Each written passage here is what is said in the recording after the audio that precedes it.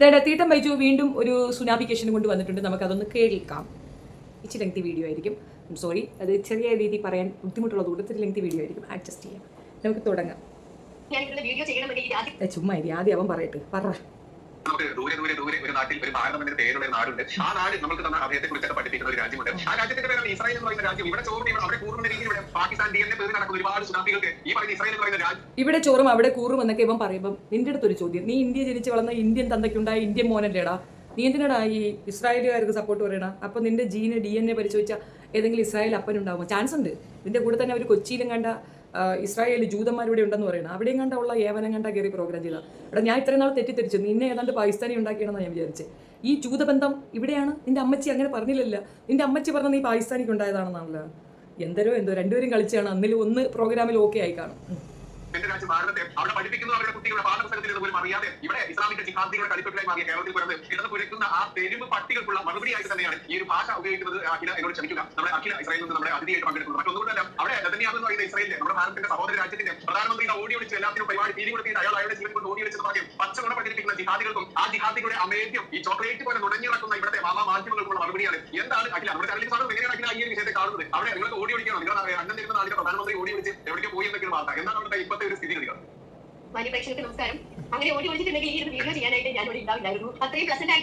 അല്ലടി, നിന്റെ അടുത്ത് ചോദിച്ചത് നെതന്യാഹുവിന്റെ കാര്യമല്ലേ?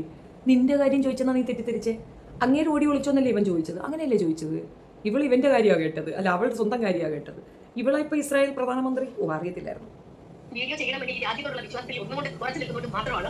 ഇവിടെ നമ്മുടെ നാട്ടിലെ പല മാധ്യമങ്ങളും റിപ്പോർട്ട് ചെയ്യുന്നത് പോലെ വളരെ ആശങ്ക നമ്മുടെ കാര്യങ്ങളൊന്നുമല്ല. അതായത് മിസൈലുകൾ വരുന്നുണ്ട്. തീർച്ചയായും ആ ഒരു സമയത്ത് നമുക്ക് സേഫ്റ്റി റൂംസ് ഉണ്ട്. സേഫ്റ്റി റൂംസ് തീർച്ചയായും നമ്മൾ പാലിക്കാൻ ബാധ്യസ്ഥരാണ്. ആ ഒരു സമയത്തേക്ക് നമ്മൾ സേഫ്റ്റി റൂമിലേക്ക് പോകുന്നുണ്ട്. അത് കഴിഞ്ഞിട്ട് അസ്യൂഷ്വൽ നമ്മുടെ ഇവിടുത്തെ ജനങ്ങൾ എല്ലാവരും തന്നെ നോർമൽ ജീവിതമാണ് നയിച്ചുകൊണ്ടിരിക്കുന്നത്. പിന്നീട് പ്രധാനപ്പെട്ട ഒരു കാര്യം ഇപ്പൊ നമ്മൾ സ്ഥിതിഗതികൾ നോക്കുകയാണെങ്കിൽ ഇറാനിൽ നിന്ന് വരുന്ന മിസൈലുകൾക്ക് വൻതോതിലുള്ള ഒരു കുറവ് വന്നിട്ടില്ല. അതായത് ജൂൺ 13-ാം തീയതി നമുക്ക് ആദ്യമായിട്ട് 300-ലധികം ഉള്ളൂ രാജ്യം. ഇറാൻ നിന്നടിക്കാനും വേണ്ടിയുള്ളതില്ല. ഏകദേശം തറമട്ടമാക്കി മിക്കവാറും സ്ഥലങ്ങളെല്ലാം അടിച്ച് പൊളിച്ച് കൊളമാക്കി അങ്ങ് നശിപ്പിച്ചെന്നാണ് ഞാൻ കേട്ടത്.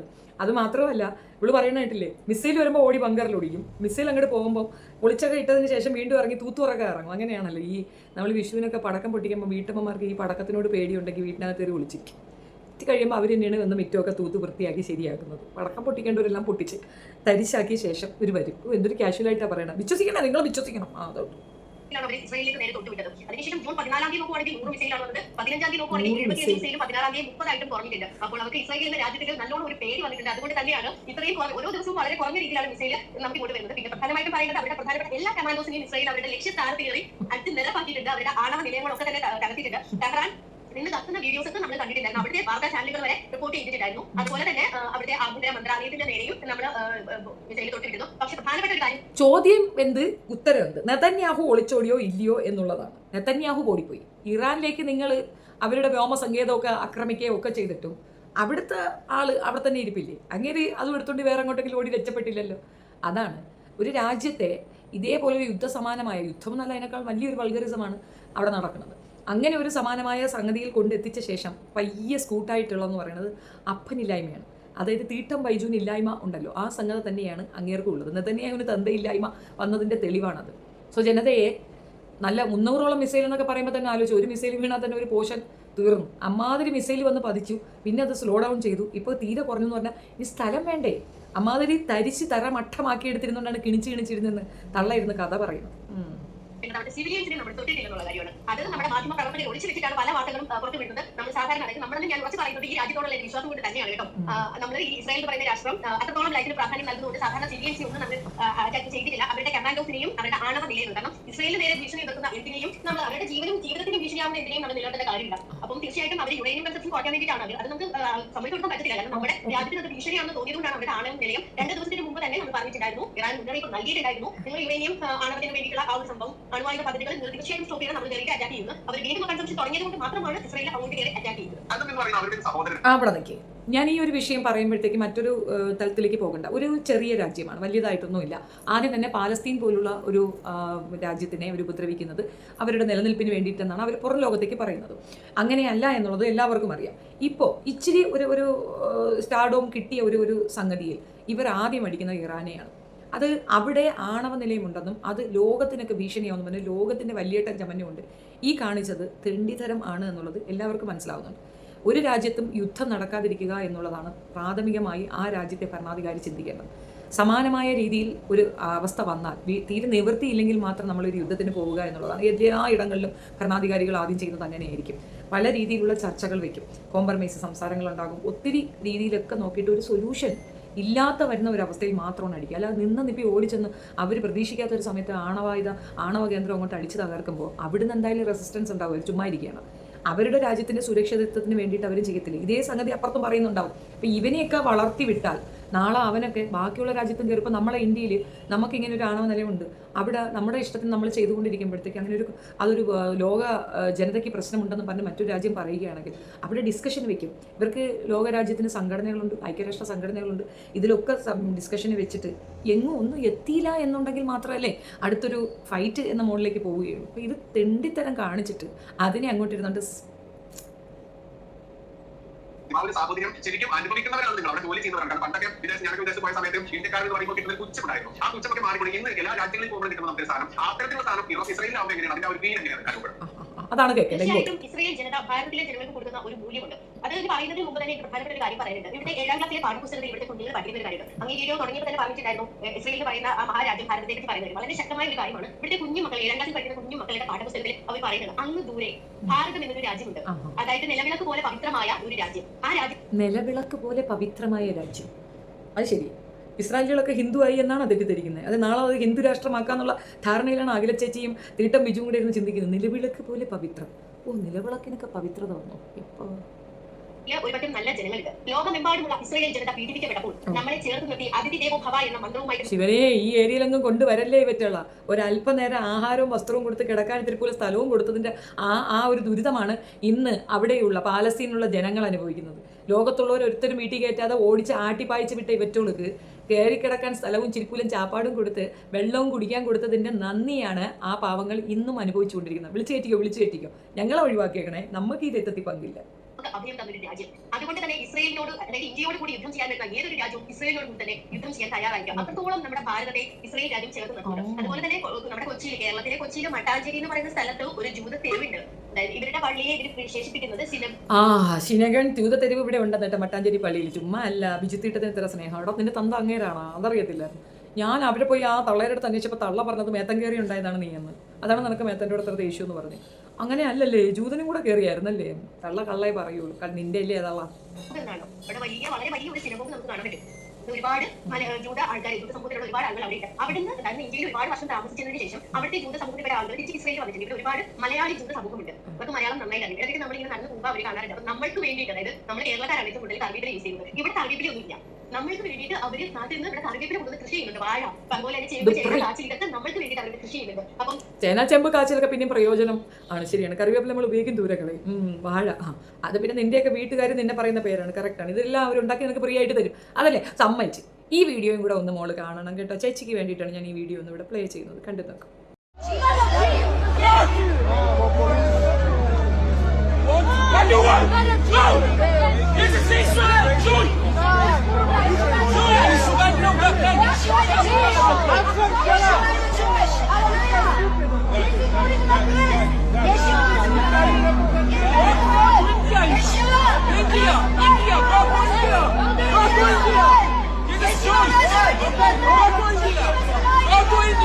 Here Israel, I promise you, you're not allowed to fly. I love you, my brother. Yeshua the King of Kings. Jesus Christ. Yeshua the King of Kings. വല്ലതും പിടികിട്ടിയാ? എന്താ പറയണെന്ന് മനസ്സിലായോ? സിമ്പിളാണ്. ഇത് ഇസ്രായേലാണ്, ഇത് എൻ്റെ രാജ്യമാണ്, നീ ഇന്ത്യയിലേക്ക് പോ. ഇന്ത്യയോടുള്ള സ്നേഹം തുള്ളി തുളുമ്പി വഴിഞ്ഞൊഴുകി അങ്ങ് മറിയുന്നത് കാണുന്നില്ലേ? അവനവൻ്റെ രാജ്യത്തിൻ്റെ വില കളയാൻ അവിടെ പോയിരുന്നു കൊണ്ട് ആ രാജ്യത്തിന് സപ്പോർട്ട് ദേശീയ ഭാഷയിൽ പറ, ഹിന്ദിയിൽ പറയല്ല, ഇംഗ്ലീഷിൽ പറ. അല്ലാതെ മലയാളം പ്രാദേശിക ഭാഷയിൽ പറഞ്ഞാൽ അവർക്ക് പിടികിട്ടത്തില്ല. ഇവിടെയുള്ള കുറച്ച് പേർക്ക് നോകും എന്ന രീതിയിലാണ് നിങ്ങൾ വിശ്വസിക്കുന്നതെങ്കിൽ നിന്നെയൊക്കെ ഓർത്ത് പുച്ഛം മാത്രമേ ഉള്ളൂ. നമ്മുടെ രാജ്യത്തിനെ പറ്റി പറയുകയും നമ്മുടെ രാജ്യത്തിൻ്റെ ഏറ്റവും ബെനിഫിറ്റിനെ പറ്റി പറയുകയും അഭിമാനം കൊള്ളുകയും ഊറ്റം കൊള്ളുകയും നമ്മുടെ പാസ്പോർട്ടിൻ്റെ വാല്യൂ ഉയർത്തിപ്പിടിക്കുകയും ചെയ്യുന്നവൻ യഥാർത്ഥ രാജ്യസ്നേഹി. നിങ്ങളിപ്പോൾ രണ്ടുപേരും കൂടി ഇരുന്ന് ചെയ്യുന്നത് രാജ്യദ്രോഹപരമായ ഒരു സ്റ്റേറ്റ്മെൻറ്റാണ്. നിങ്ങൾക്കൊരു പക്ഷേ ഇസ്രായേലി ജനതയും ഇസ്രായേലും ഭയങ്കര സംഭവമായിട്ട് തോന്നുന്നത് ആ വിഭാഗം എതിർക്കുന്നത് ഇസ്ലാമിയരായതുകൊണ്ടാണ്. അവർ ഇസ്ലാമിയരെ മാത്രമല്ല എതിർക്കുന്നത്, ക്രിസ്ത്യൻസിനെ എതിർക്കുന്നുള്ളതാണ് നേരത്തെ കാണിച്ച വീഡിയോയിൽ കൂടെ കാണുന്നത്. അവർ ലോകത്തിന് തന്നെ ശത്രുക്കളാണ്. ലോകത്ത് ഒരു വിഭാഗക്കാരെ അവർ അംഗീകരിക്കില്ല, അവരെ അല്ലാതെ. ജൂതന്മാരുടെ പ്രത്യേകതയാണ്, ജൂതിസ്റ്റുകൾ ഒറ്റ പ്രാവശ്യം ഒരിടത്ത് കയറി പറ്റിയാൽ ആ കുടുംബം തന്നെ അവരടിച്ചു മാറ്റും. അത് അവരുടെ രീതിയാണ്. അത് ഹിറ്റ്ലർ പറഞ്ഞത് കറക്റ്റ് തന്നെയാണ്. ഹിറ്റ്ലർ പറഞ്ഞിട്ട് പോയത് അതാണ്, ഞാൻ കുറച്ച് വാഴകളെ വിട്ടിട്ട് പോകുന്നു, നിങ്ങൾക്ക് മനസ്സിലാവും ഈ വാഴകൾ എന്താണെന്ന് എന്നുള്ളതിന് വേണ്ടിയിട്ടാണ്. അങ്ങേര് അത് നിങ്ങളെ കൂടെ തീർത്തിരുന്നു എങ്കിൽ ഇന്ന് ലോകം ഇത്രത്തോളം വലിയൊരു ബുദ്ധിമുട്ട് നേരിടത്തില്ല എന്നുള്ളത് അവസ്ഥ. നമ്മുടെ അടുത്ത് തന്നെ ഒരു നമുക്കിവിടെ ലഭ്യത കുറവ് ഭയങ്കരമായിട്ടുണ്ട് പല സാധനങ്ങളും നമ്മുടെ നാട്ടിലെ. അപ്പൊ അവർ നമുക്ക് വേണ്ടി കൃഷിയിട്ട് പറയുന്നത് ഞങ്ങൾ ഇതൊക്കെ നിങ്ങൾക്ക് വേണ്ടി ചെയ്യേണ്ട ചെയ്യുന്നില്ല, ആവശ്യമായിട്ടാണ് നമ്മൾ ഇത് കളക്ട് ചെയ്യുന്നത്. ഒരു രൂപ പോലും വാങ്ങിക്കാതെ ഉണ്ട് നമുക്ക് വേണ്ടിയിട്ട് അവർ ഇതെല്ലാം ഫ്രീ ആയിട്ട് തരുന്നത്. അപ്പൊ അത്രത്തോളം നമ്മളെ അവർ ചേർത്ത് നിർത്തുന്നുണ്ട്. സത്യം പറഞ്ഞു കഴിഞ്ഞാൽ മലയാളികളായിട്ട് അല്ല, അത് ഏത് സൂപ്പർ മാർക്കറ്റാണ്, അല്ലാതെ എവിടെ കിട്ടണേന്നും കൂടെ പറയണേടി. കാശ് കൊടുക്കാതെ ഫ്രീ ആയിട്ട് നിനക്ക് ജൂതന്മാരുണ്ടാക്കി തരുന്ന വാഴയും കരിയപ്പലിയും. പക്ഷെ അത് നമ്മളും കൂടെ അറിയണമായിരുന്നല്ലോ. ഞങ്ങൾ എല്ലാവരും കൂടെ കെട്ടിക്കയറി അങ്ങോട്ട് തന്നെ വരാം. ഞാൻ വേണമെങ്കിൽ ജാതിയും മാറി ജൂത്തിയാവാം. ജൂത്തിയായിട്ട് അവിടെ വന്നിരുന്നിട്ട് പിന്നെ നീ കറിയപ്പിലയും ഇതും വാഴയും കിട്ടുമെന്നുണ്ടെങ്കിൽ പിന്നെന്താ, രാജ്യത്തിനെ തള്ളിപ്പറയുകയോ രാജ്യത്തെ ജനങ്ങളെ പൗരന്മാരെ തള്ളിപ്പറയുകയോ ഒക്കെ ചെയ്യാം. എങ്ങനെയുണ്ട്? എളുപ്പമുള്ള പരിപാടിയല്ലേ? ആ രണ്ടെണ്ണമാണ് നിങ്ങൾ രണ്ടുപേരും. പരസ്പരം നോക്കി പറഞ്ഞാൽ മതി. വർഗീയ വിഷം തുപ്പുന്ന രണ്ട് ജന്തുക്കൾ, അത് നിങ്ങൾ രണ്ടുപേരും തന്നെ. കറക്റ്റ്. ഈ ഭാരതം എന്ന രാജ്യത്തെ വിശ്വസിച്ച് ജീവിക്കുന്നവർക്ക് തലയിൽ മുന്നിട്ട് നടക്കേണ്ട അവസ്ഥയാണ് ഇന്ന് വരുന്നത്. ലോക രാജ്യങ്ങൾ ഈ കേരളം എന്ന് പറയുന്ന കൊച്ചു സംസ്ഥാനത്തെ നോക്കി കാത്തിച്ച് തുപ്പേണ്ട ഒരു അവസ്ഥയാണ് ഇന്നത്തെ വർഗീയ വിഷം തുപ്പുന്ന തീവ്രവാദി മനോഭാവമുള്ള ആൾക്കാർ നടത്തിക്കൊണ്ടിരിക്കുന്നത്. അപ്പൊ അതിനെതിരെ തീർച്ചയായിട്ടും നമ്മുടെ ഒരുപറ്റം സമൂഹം പ്രതികരിച്ചേ പറ്റും. കാരണം ഇങ്ങനെ പോയി കഴിഞ്ഞാൽ നമ്മുടെ കുഞ്ഞു മക്കൾ ജീവിച്ച് വളരേണ്ടതാണ്. നമ്മുടെ ഭാരത സംസ്കാരമുണ്ട്, ആ സംസ്കാരത്തിൽ അടിയൊളിച്ച് വിശ്വസിക്കുന്ന ഒരുപറ്റം ജനതയുണ്ട്. ആ ജനതയ്ക്ക് നാളെ തുറന്ന് സംസാരിക്കണമെങ്കിൽ ഈ ഒരു കാര്യം തന്നെയാണ് എനിക്ക് പറയാനുള്ളത്. ഒരു 100 വർഷം മുമ്പ്, അത്രയൊന്നും വേണ്ട, ഒരു 60 വർഷം മുമ്പുള്ള ഇന്ത്യയുടെ സാംസ്കാരിക പാരമ്പര്യം എടുത്ത് പറഞ്ഞാൽ തലയിൽ കൂടെ തുണിയിട്ടാൽ മാത്രം പോരാ, മുഖം മൊത്തം മൂടിക്കൊണ്ട് നടക്കണം. ഇവിടെ മര്യാദയ്ക്ക് നീയൊക്കെ വസ്ത്രം ഉടുക്കാനും തിന്നാനും ഉടുക്കാനും ഈക്വലായി മറ്റൊരാളെ പരിഗണിക്കാനും ഒക്കെ പഠിപ്പിച്ച മതം മറ്റേ മതം തന്നെയാണ്, ഈ പറയുന്ന നാണം കെട്ട മതം എന്ന് നിങ്ങൾ പറയുന്നത്. ഇവിടെ അവർ വന്നതിന് ശേഷം തന്നെയാണ് നിനക്കൊക്കെ മര്യാദയ്ക്ക് നടക്കാനുള്ള സ്വാതന്ത്ര്യം പോലും കിട്ടിയത്. റിപ്പീറ്റഡ്ലി ആ കഥയെന്ന് ഞാൻ പറയുന്നില്ല. തലയിൽ മുണ്ടിടുന്ന ഒരു അവസ്ഥയുണ്ട്. എപ്പോഴെന്നറിയാമോ? 2014 തൊട്ട് ഈ വായി നോക്കി എവിടെ കയറി കുത്തിയിരുന്നപ്പോൾ തൊട്ട് പച്ച ഷൂ, ലൈറ്റ് ഇട്ട ഷൂ, പച്ച ഡ്രസ്സ്, തലയിൽ തൊപ്പി, ജോക്കറായിട്ട് ലോകം മുഴുവൻ നടന്ന് ഇന്ത്യയെ മാനം കെടുത്തുന്ന ഒരേ ഒരു ജന്തു, അത് നിങ്ങൾ പറഞ്ഞ നിങ്ങളുടെ ആ കൂട്ടാളിയാണ്, ജി അങ്ങേരാണ്.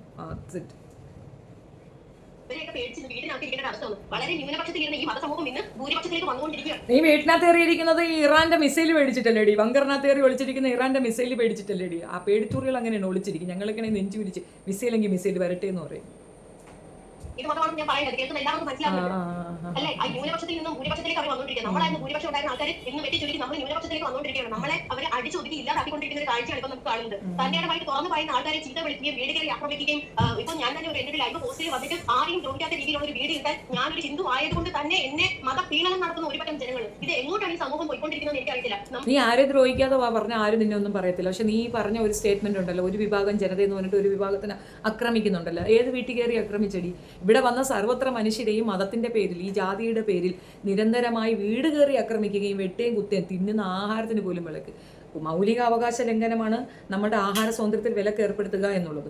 ആ സംഗതിക്ക് പോലും വീട്ടിൽ കയറി വെട്ടിക്കൊല്ലുകയാണ്. അതൊരു പട്ടാളക്കാരൻ്റെ അച്ഛനെയും കൂടെ. എത്ര എക്സ്പ്ലനേഷൻ എടുത്ത് പറയാൻ പറ്റും? 1-2 കാര്യങ്ങൾ, ഒരുപാട് സ്റ്റോറീസ് ഉണ്ട്, റിപ്പീറ്റഡ്ലി നമുക്ക് പറയാൻ പറ്റും. ഇത് പോട്ടെ, നിരുപദ്രവകരമായ ഒരു ജാതി തന്നെ ബ്രഹാൻസൺ. അദ്ദേഹം എന്താ ചെയ്തത്? ഒരു ഗ്രാമം ഒന്നടങ്കം കുഷ്ഠരോഗത്തിന് അടിമപ്പെട്ടു പോകുന്ന സമയത്ത് അവരെ സേവ് ചെയ്യാൻ വേണ്ടി അദ്ദേഹം ഇറങ്ങി നിന്നു. ആ സേവിങ്ങിൽ കൂടെ വേണ്ട, നശിച്ചു പോട്ടെ, ഇനി അവർ വേണ്ട എന്ന് പണ്ടാരപ്പുര കെട്ടിയുണ്ടാക്കിയിട്ട് അതിനകത്തിട്ട് ആളുകളെ കൊല്ലാൻ വേണ്ടിയിട്ടുള്ളൊരു ടൈമിൽ ഇട്ടിട്ട് പോയ മനുഷ്യരെ അദ്ദേഹം കരകയറ്റി വിടുമ്പോൾ അദ്ദേഹത്തിൻ്റെ മതപരിവർത്തനം എന്നുള്ള രീതിയിൽ അദ്ദേഹത്തിൻ്റെ മതത്തിലേക്ക് അകിഷ്ടരായി പോയതിനെ മതപരിവർത്തനം നടത്തി ആളുകൾ അങ്ങോട്ട് കൊണ്ടുപോയി എന്ന് പറഞ്ഞ് ആ പാവപ്പെട്ടവനെ, അദ്ദേഹത്തിൻ്റെ 2 മക്കൾ, ഒന്നും അറിയാത്ത 2 പിഞ്ചോമനകളെയും ജീപ്പിനകത്തിട്ട് പിന്നെ ചുട്ടെരിച്ച് കൊന്നുകളഞ്ഞ ഒരു പാരമ്പര്യം ആർക്കാണുള്ളത്? ഈ സനാതന സംസ്കാരത്തിനാണുള്ളത്. സനാതന സംസ്കാരം തലയിൽ കയറിയിട്ട് ജാതി മത വർഗ ഒന്നും പറയാൻ പാടില്ല. ഭരണഘടനാ വിരുദ്ധപരമായിട്ടുള്ള സാധനങ്ങൾ ഇന്നും ആളുകളുടെ തലയിൽ കുത്തിക്കയറ്റുന്ന ഒരു വൃത്തികെട്ട സംസ്കാരമുള്ളത് അത് സനാതനത്തിന് തന്നെയാണ്, വേറെ ആർക്കുമില്ല, പ്രത്യേകിച്ച് സംഘികൾക്ക്. കുഞ്ഞു മക്കൾ ഇതൊക്കെ കണ്ടിട്ട് നമ്മുടെ ഭാരത രാഷ്ട്രത്തിന്റെ സംസ്കാരം മറ്റു പല രാജ്യങ്ങളിൽ കുഞ്ഞുങ്ങൾ പോയി ജോലി ചെയ്യുന്നത്. അപ്പൊ അവിടെ ചെന്ന് നമുക്ക് വിളിച്ചു പറയാൻ പറ്റുന്ന അഭിമാനത്തോടെ ഇന്നിപ്പോ ഈ ഇത്രയും മണിയിരുന്നത് എന്റെ ഭാരതത്തെ പറ്റിയിട്ട് എനിക്ക് ഇന്ന് അഭിമാനത്തോടെ സംസാരിക്കാൻ പറ്റുന്ന പോലെ നാളെ എല്ലാ കുഞ്ഞു മക്കൾക്കും പല രാജ്യത്തും പോയിട്ട് എന്റെ ഭാരതം എന്ന് നെഞ്ചോട് ചേർത്ത് പറയണമെങ്കിൽ ആ ഭാരതം ഇന്ന് തിരിച്ചു എഴുതേണ്ട ഒരു ആവശ്യം വന്നിട്ടുണ്ട്. കാരണം നമ്മുടെ പ്രത്യേകിച്ച് ഞാൻ പറയുവാണെങ്കിൽ നമ്മൾ ഹിന്ദു ക്രിസ്ത്യാനി തമ്മിൽ ഉണ്ടാവുന്ന ഒരു ഇതുണ്ട്. അപ്പം നമ്മൾ ആരെയും വേർതിരിച്ച് കാണുന്നില്ല, മനുഷ്യരെ നമ്മൾ വേർതിരിച്ച് കാണേണ്ട കാര്യമില്ല. ഈ സ്ത്രീ പറയുന്നത് ഞാൻ കുറച്ച് സ്പീഡാക്കിയതാണ്. പക്ഷെ ഒരു കാര്യം പറയാം, ഇസ്രായേലില് ഇസ്ലാമിയർക്ക് വിലക്കുണ്ട്. അതായത് തൊഴിലിൻ്റെ അടിസ്ഥാനത്തിൽ പോലും അവിടെ വിസ കിട്ടത്തില്ല, അവിടെ കയറ്റത്തില്ല. അല്ലെങ്കിൽ നമ്മൾ എക്സ് മുസ്ലിം എന്ന് എഴുതി കൊടുക്കണം, അല്ലെങ്കിൽ മതം മാറുന്നു എന്ന് എഴുതി കൊടുത്തു കഴിഞ്ഞാൽ അവിടെ ജോബ് കിട്ടും. അവരുടെ ചുറ്റിനോ അവരുടെ അടുത്തോ അവർ ഒരു ഇസ്ലാമുമായിട്ട് ഇടപഴകുന്നില്ല എന്നുള്ളത് വസ്തുത. അങ്ങനെ ഇരിക്കെ അങ്ങനെ ഒരു വിഭാഗത്തിനെ ഇവിടെ ആക്രമിക്കണമെങ്കിൽ അത് അക്സെപ്റ്റൻസിനും റീച്ചിനും ഫെയിമിനും വേണ്ടി മാത്രമാണെന്ന് ചിന്തിക്കാൻ ചോറ് തിന്നുന്നവർക്ക് മനസ്സിലാവും. ഈ അമേദ്യത്തിനെ തിന്നുന്ന ഈ അമേദ്യ ഭക്ഷണക്കാരനായ തീട്ടം ബൈജുവിനും അങ്ങനെയുള്ളവർക്ക് ഇത് മനസ്സിലാകത്തില്ല എന്നുള്ളത് വസ്തുത. പക്ഷെ പ്രത്യേക ഒരു സമൂഹത്തിലുള്ള വിഭാഗക്കാർ മതം അവർ മാത്രം ഈ ലോകത്ത് ജീവിച്ചാൽ മതി എന്ന് കരുതുന്നത് എന്തൊരു വൃത്തികെട്ട ചിന്താഗതിയാണെന്ന് എനിക്ക് മനസ്സിലാവില്ല. അങ്ങനെ ചിന്തിക്കുന്നത് കൊണ്ട് ഇവർ എന്താണ് മാറ്റം വരാൻ പറ്റുന്നില്ല. നമുക്കാണെങ്കിലും ഒരാൾ ഒരു കട തുടങ്ങി കഴിഞ്ഞു കഴിഞ്ഞാൽ നമ്മൾ ആ കടയിൽ ആര് ജോലി ചെയ്യുന്നുവെന്നോ ആ കടയിൽ ഉള്ള ഏത് മതസ്ഥരാണോ നമ്മൾ നോക്കാറില്ല. നമ്മൾ പോയി സാധനം വാങ്ങി തിരിച്ചു വരുന്നു. പക്ഷെ ഒരു പറ്റും മതത്തിലുള്ള ആൾക്കാർ അവരുടെ കടയിൽ നിന്ന് മാത്രമേ സാധനം വാങ്ങിക്കുന്നുള്ളൂ. അതിൽ മാത്രം ഇവിടെ ബിസിനസ് ചെയ്താൽ മതി. അവരുടെ ഉന്നമനം മാത്രം കേട്ടറിവുകൾ മാത്രമാണ് ആ പെണ്ണ് വിളമ്പുന്നത്. അല്ലാതെ ഞാൻ പറഞ്ഞല്ലോ, അവൾക്ക് ഇങ്ങനെ ഒരു വിഭാഗവുമായി യാതൊരു രീതിയിലും സഹകരണമില്ല. ബോധമുള്ളവളാണെങ്കിൽ ഇപ്പോൾ ആ നാട്ടിലേക്ക് ഇസ്ലാമിയരെ എന്തുകൊണ്ട് അക്സെപ്റ്റ് ചെയ്യുന്നില്ല? ഇസ്ലാമിയരെന്ന് പറയുന്നത് ഇവർക്ക് എതിർപ്പ് പാലസ്തീനിയരെ മാത്രമാണ്. പാലസ്തീനിലാണ് ഇസ്ലാമിയർ ഉള്ളതെന്നാണ് അവരുടെ ഒരു ഇത്. പക്ഷേ ഇന്ത്യയിലെ മുസ്ലിംസിനെ അവരെന്തെടുക്കുന്നില്ല? എന്തുകൊണ്ട് ഇന്ത്യൻ മുസ്ലിംസിനെ അവർ അക്സെപ്റ്റ് ചെയ്യുന്നില്ല? മറ്റ് കൺട്രികളിൽ നിന്നുള്ള മുസ്ലിംസിനെ അവർ എന്തുകൊണ്ട് അക്സെപ്റ്റ് ചെയ്യുന്നില്ല? അപ്പോൾ ആരാണ് വിരോധാഭാസം കാണിക്കുന്നത്? ഇവൾ ശരിക്ക് കാര്യവിവരത്തോടു കൂടിയാണ് സംസാരിക്കുന്നതെങ്കിൽ തീർച്ചയായിട്ടും അന്നാട്ടിൽ അങ്ങനെ ഒരു സിസ്റ്റം ഉണ്ടല്ലോ, അതെന്തുകൊണ്ട് ചോദ്യം ചെയ്യുന്നില്ല? പകരം ഈ ഒന്നും അറിയാതെ അവളുടെ ചുറ്റുവട്ടാരത്തിൽ പോലും ഇല്ലാത്തൊരു വിഭാഗത്തിനെ എന്തിനാക്രമിക്കുന്നു? അക്സെപ്റ്റൻസ് അതിനകത്താണ് എന്നുള്ള തിരിച്ചറിവാണ്. നമ്മുടെ രാജ്യം നോക്കിയാൽ മതി എന്നുള്ള രീതിയിലാണ് ഇപ്പോൾ മുന്നോട്ട് പോയിക്കൊണ്ടിരിക്കുന്നത്. ഇത് വളർന്നു വരുന്ന പുതിയ തലമുറയെ അത്യന്തം വഷളാക്കുന്ന രീതിയിലാണ് പോയിക്കൊണ്ടിരിക്കുന്നത്. ₹1 നാപ്കിൻ കൊടുക്കുന്നത് മുതൽ അവിടെ നിന്ന് എടുക്കുകയാണെങ്കിൽ ഭാരതത്തിന്റെ ഓരോ നേട്ടങ്ങളിലും നരേന്ദ്രമോദിജിയുടെ കൈപ്പാട് പതിച്ചിട്ടുള്ള അതിനെയൊക്കെ കുറിച്ച് ചിന്തിക്കുകയാണ്, പറയുകയാണെങ്കിൽ എങ്ങനെയായിരിക്കും മറ്റു പ്രതികരിക്കുക? നമ്മുടെ കാലഘട്ടത്തിൽ പണ്ട് പറഞ്ഞുകൊണ്ടിരുന്നത് അവിടെ ആയിക്കോട്ടെ, ഈ ₹1 പാഡ് കൊടുക്കുന്ന ഒരു വലിയ മഹത്ത് കാര്യം പറയുന്നുണ്ടായിരുന്നു. വില കുറഞ്ഞ സാധനങ്ങൾ നമ്മൾ ഉപയോഗിക്കുമ്പോൾ അതിൻ്റെതായ സൈഡ് എഫക്റ്റ് നമുക്കുണ്ടാവും. ഈ ഗർഭാശയ ക്യാൻസർ ഉണ്ടാകാൻ ഒരു കാരണം പാഡ് ഉപയോഗം ഞാൻ കേട്ടിട്ടുണ്ട്. അത് എല്ലാ പാഡുമല്ല, മോശപ്പെട്ട പാഡ് ഉപയോഗിക്കുന്നത്. പണ്ട് കാലഘട്ടം തുണിയാണ് ഉപയോഗിച്ചുകൊണ്ടിരുന്നത്. പിന്നെ അത് ഗ്രാജുവലി മാറിയിട്ട് ഈ പാഡുകളിലേക്ക് പോയി. ഈ പാഡ് സംസ്കാരം കൊണ്ട് ഒരുപാട് രീതിയിൽ ഒരുപാട് പെൺകുട്ടികൾക്ക് നേരിടേണ്ടി വരുന്ന ഒരുപാട് ഇഷ്യൂസ് ഉണ്ട്. ഇച്ചിങ് അങ്ങനെ തുടങ്ങി ഒരുപാട് പ്രോബ്ലംസ് ഉണ്ട്. അത് മെൻസ്ട്രേഷൻ ലെവലിലുള്ള കാര്യങ്ങളാണ്. പാഡ് കൊടുക്കുന്ന ഒരു വലിയ സംഭവമാണെന്ന് പറഞ്ഞാൽ എനിക്കത് സത്യം പറഞ്ഞു കഴിഞ്ഞാൽ ചിരിക്കാനുള്ളൊരു വകയാണ്. ഏറ്റവും നല്ലത് ഈ മെൻസ്ട്രേഷൻ കപ്സ് ഉണ്ടല്ലോ, അതാണ്. അതിന് വലിയ സൈഡ് എഫക്റ്റ് ഒന്നുമില്ല. അത്യാവശ്യം നമുക്ക് ഏറ്റവും കംഫർട്ടായ രീതി ഉപയോഗിക്കാൻ പറ്റുന്ന ഒരു സംഗതി കൂടിയാണ് അത്. അതാണ് ഗവൺമെൻറ് കൊടുത്തിരുന്നെങ്കിലും വേണ്ടിയില്ല. ഈ ₹1 പാഡ് പദ്ധതി എന്തിനാണെന്ന് അറിയത്തില്ല. അതുകൊണ്ടുണ്ടാകുന്ന പൊല്യൂഷൻ, മീൻസ് നമ്മൾ ഉപയോഗിച്ച് വലിച്ചെറിയും, ചിലരെ അത് ചുട്ടുകളയുള്ളൂ വലിച്ചെറിയുകയാണെങ്കിൽ അതുമൂലം ഉണ്ടാകുന്ന ഒരു പ്രോബ്ലം. അങ്ങനെ ഒരുപാട് കാര്യങ്ങൾ എനിക്ക് അതിനകത്ത് പറയാൻ പറ്റും. പക്ഷേ എന്നാലും ഈ ₹1 പാഡിൻ്റെ കാര്യം എന്ന് പറയുന്നത്, ഇപ്പോൾ കൃഷ്ണകുമാർ 4 പെൺമക്കളുള്ള അയാൾക്ക് ഈ സംഘിയിലേക്ക് ചേരാൻ സംഗീസം അയാൾക്ക് ഇഷ്ടപ്പെട്ടതിൻ്റെ കാരണം ഈ ഒരു പാഡാണ്. ₹1 പാഡ് കിട്ടിയെന്നാണ് അവൻ പറയുന്നത്. കൃഷ്ണകുമാറിന് അങ്ങനെയാണ് പറഞ്ഞിട്ടുള്ളത്. ഈ 4 പേർക്കും കൂടെ പാഡ് വാങ്ങിച്ച് അങ്ങേര് മുടിയും മെൻസ്ട്രേഷൻ കപ്പ് വാങ്ങിച്ചു കൊടുത്താൽ പോരായിരുന്നോ? എന്തിനിപ്പോൾ പാഡിന് വേണ്ടിയിട്ട് ഇങ്ങനെ ഒരു വൃത്തികെട്ട ഒരു രാഷ്ട്രീയത്തിലേക്ക് അയാൾ എടുത്തിയാടിയെന്ന് വെച്ചാൽ അറിയത്തില്ല. ഏതായാലും അങ്ങനെ ഒരു ഭയങ്കര നേട്ടം പറയുന്നുണ്ട്. ഈ പറയുന്ന തീട്ടം ബൈജുവിനും എല്ലാ കാര്യവും ബോധമുണ്ടോ? ₹60 കിടന്ന പെട്രോളിന് ഇന്ന് എത്രയാണ് വില? ഇനി അത് 200 അടിച്ച് അവിടെ നിൽക്കും. എന്നാലും ഇവരൊന്നും ബോധം വരത്തില്ല. ഇന്ന് ₹400 ₹450 ഗ്യാസിന് കൂട്ടിയ ഉടനെ ചാടി വീണവർ ഇന്നത് എത്ര 1000 രൂപ വന്ന് നിൽക്കുകയാണ്. അതിനെതിരെ സംസാരിക്കുന്നുണ്ടോ? പ്രതിപക്ഷം എന്ന് പറയുന്നത് നിഷ്ക്രിയമായി ഇരിക്കുന്നിടത്തോളം ഇതിങ്ങനെ നിർബാധം തുടരുക തന്നെ ചെയ്യും. ഇന്നാട്ടിൽ 2014 മുമ്പ് വരെ ഉണ്ടായിരുന്ന സൗഹാർദ്ദം, മതസൗഹാർദ്ദം ഇന്നില്ല. ഇന്ന് അങ്ങോട്ടും ഇങ്ങോട്ടും അതിഭീകരമായി വെട്ടാനും കുത്താനും തയ്യാറായി സജ്ജമായി നിൽക്കുകയാണ്. എല്ലാ വീടുകളിലും ആയുധം സജ്ജീകരിച്ച് വെച്ചിരിക്കുകയാണ്. ഒരു പ്രശ്നം വന്നാൽ എടുത്തു വെച്ച് വെട്ടാൻ വേണ്ടിയിട്ട്. പ്രളയം തന്നത് അതുകൊണ്ടാണ്. പല രീതിയിലുള്ള ഡിസാസ്റ്റർ വന്നത് അതുകൊണ്ടാണ്. നിങ്ങളെ മനസ്സിലാക്കാനാണ്, പരസ്പരം മനസ്സിലാക്കാനാണ്. ഇതുപോലെ ഒരു ദുരന്തം വരുമ്പോൾ മാത്രമാണ് നമുക്ക് മനസ്സിലാകുക നമ്മളെല്ലാം മനുഷ്യരാണ്. അതിനപ്പുറമാണ് ബാക്കി ഈ ജാതി മത വ്യത്യാസങ്ങളൊക്കെ പിന്നീടാ വരിക. ഒരു ഇഷ്യൂ വരുമ്പോഴത്തേക്ക് ഇന്ന ജാതിക്ക് സേഫ്റ്റി എന്നൊന്നുമില്ല. എല്ലാവർക്കും ഒരുപോലെ അനുഭവിക്കേണ്ടി വരും. അന്ന് പരസ്പരം തുണയാകുന്നത് ഏത് കമ്മ്യൂണിറ്റി എന്നൊന്നും അറിയാൻ പറ്റത്തില്ല എന്ന് മനസ്സിലാക്കാനാണ് ഇത്തരം ഡിസാസ്റ്ററൊക്കെ ഇവിടെ വന്നിട്ടുള്ളത്. ഏതായാലും മോങ്ങിജിയുടെ കുറേയധികം പുകഴ്ത്തലുകൾ നമുക്കിപ്പോൾ അഖിലയുടെ നാക്കിൽ കൂടെ കേൾക്കാം. അല്ലെങ്കിൽ AD എന്ന് പറഞ്ഞ കാലഘട്ടത്തിൽ നമ്മൾ തരംതിരിച്ചുകൊണ്ടിരുന്നു. ഇന്ന് ആ കാലഘട്ടത്തിൽ നമ്മൾ നരേന്ദ്രമോദിജിക്ക് മുമ്പും നരേന്ദ്രമോദിജിക്ക് ശേഷവും എന്ന് പറഞ്ഞ കാലഘട്ടം നമ്മൾ തരംതിരിച്ചു കഴിഞ്ഞാൽ പ്രധാനമായിട്ടും പറയുന്നത് നാരീശക്തി തന്നെയാണ്. അതായത് നമുക്ക് നേരത്തെ പിന്നോക്കം നിന്നിരുന്ന ഒരുപറ്റം സ്ത്രീകൾ ഈ ഒരു 11 വർഷത്തെ കാലയളവ് നമ്മൾ പഠിച്ചു കഴിഞ്ഞാൽ മനസ്സിലാവും വളരെ ആർജവത്തോടും വളരെ സങ്കടത്തോടും കൂടി സമൂഹത്തിന് മുന്നിൽ വന്ന് കാര്യങ്ങൾ ചെയ്യുന്നത് ആ നാരീശക്തി തന്നെ എടുത്തു പറയേണ്ട ഒരു കാര്യമാണ്. ഇന്ന് ലോകത്തിലെ തന്നെ ഏറ്റവും അധികം പോപ്പുലേഷൻ ഉള്ള ഇന്ത്യ എന്ന് പറയുന്ന രാജ്യം, ഇപ്പൊ നമ്മൾ ചൈനയെ പിന്തള്ളി ഇന്ത്യ ഒന്നാമത് എത്തിയിരിക്കുകയാണ്. അപ്പം ആ പോപ്പുലേഷനകത്ത് തന്നെ ഈ സ്ത്രീ സമൂഹം ഇപ്പോൾ അനുഭവിക്കുന്ന ഒരു സ്വാതന്ത്ര്യമുണ്ട്. ഏത് പാതിരാത്രിക്കും നമുക്ക് ചൈനയെ പിന്തള്ളി ജനസംഖ്യ മുന്നേറിയ കാര്യം പറയുന്നത് ഭയങ്കര മിടുക്കായിരിക്കാം. ജനസംഖ്യയിൽ കൺട്രോൾ വെച്ചതുകൊണ്ടാണ് ചൈനയ്ക്ക് ആ നേട്ടം ഉണ്ടായത്. അതായത് സാമ്പത്തിക നേട്ടം ഉണ്ടായത്. സാമ്പത്തിക ശക്തിയായി അതിനെ ഉയർത്തിയത് ഈ ജനസംഖ്യയിൽ കൺട്രോൾ വെച്ചതുകൊണ്ടാണ്.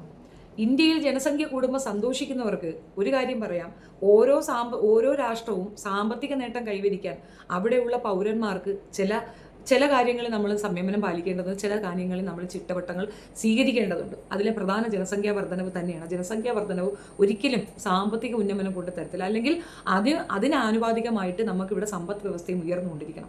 സമ്പദ് വ്യവസ്ഥ ഇടിഞ്ഞുകൊണ്ടിരിക്കുമ്പോൾ ഏറ്റവും കൂടുതൽ ഇതേപോലെ ജനസംഖ്യ വർദ്ധിക്കുകയാണെങ്കിൽ അത് നമുക്ക് ദോഷമേ വരുത്തുകയുള്ളൂ. അപ്പം നമ്മളുടെ മാനവ വിഭവശേഷിയാണ് നമ്മൾ മറ്റ് രാജ്യങ്ങളിലേക്ക് കൊടുക്കുന്നതെങ്കിൽ പോലും നമ്മൾ കൺട്രോൾ ചെയ്തില്ലാച്ചാൽ ഇവിടെയുള്ള ജനങ്ങൾ, ഇവിടെ ക്രൗഡ് കൂടുകയാണെന്നുണ്ടെങ്കിൽ അവർക്ക് കൊടുക്കാനുള്ള തൊഴിൽ നമുക്കുണ്ടോ, അവർക്ക് കൊടുക്കാനുള്ള ഭക്ഷണം നമുക്കുണ്ടോ, നമുക്ക് ആ ഫെസിലിറ്റീസ് ഉയരാതെ നമ്മൾ അതിനെപ്പറ്റി ചിന്തിക്കുകയാണെങ്കിൽ 100% ഈ രാജ്യം സാമ്പത്തികമായി ഇടിഞ്ഞു പോകും എന്നുള്ള തർക്കമില്ല. അത് യഥാർത്ഥ ബോധമുള്ള ഒരു സാമ്പത്തിക ശാസ്ത്രജ്ഞർ എടുത്ത് ചോദിച്ചു കഴിഞ്ഞാൽ അവർ പറഞ്ഞു തരും, ജനസംഖ്യ വർദ്ധിക്കുക എന്ന് പറയുന്നത് സാമ്പത്തിക അനുപാതത്തിലായിരിക്കണം. നമ്മൾ സമ്പദ്ഘടന ഉയരുകയാണെങ്കിൽ അതിനനുസരിച്ച് ജനസംഖ്യാ വർധനവ് അക്സെപ്റ്റബിൾ ആണ്. അപ്പം മുസ്ലിം കമ്മ്യൂണിറ്റിയിൽ ഏറ്റവും കൂടുതൽ കുഞ്ഞുങ്ങൾ ഉണ്ടാകുന്നു എന്ന് പറഞ്ഞ് ഇവർ വറീഡ് ആകുന്നുണ്ടെങ്കിൽ അവർക്ക് അതിനുള്ള ഫെസിലിറ്റീസ് ഉണ്ട്. ആ കുട്ടികൾക്ക് ഫുഡ് അറേഞ്ച്മെന്റ്സിനും ജോലി കൊടുക്കാനുമുള്ള ഫെസിലിറ്റീസ് ആ കമ്മ്യൂണിറ്റിയിലുണ്ട്. അതുകൊണ്ട് അവർക്ക് കുഞ്ഞുങ്ങൾ കൂടുതലുണ്ടായി, ബുദ്ധിമുട്ടല്ല. അത് മാത്രമല്ല, ഒരു കുഞ്ഞുണ്ടാവുകയാണെങ്കിൽ അത്രയ്ക്കൊരു ഏണിംഗ് മെമ്പറാണ് അവിടെ കൂടുന്നത്. അതാണോ അതെ പെണ്ണോ അതെ, അവരെ പഠിപ്പിക്കും, അവരെ ജോലിയിലേക്ക് പ്രവേശിപ്പിക്കും, അങ്ങനെ ഒരു ടൈം കൂടെ ഉണ്ട്.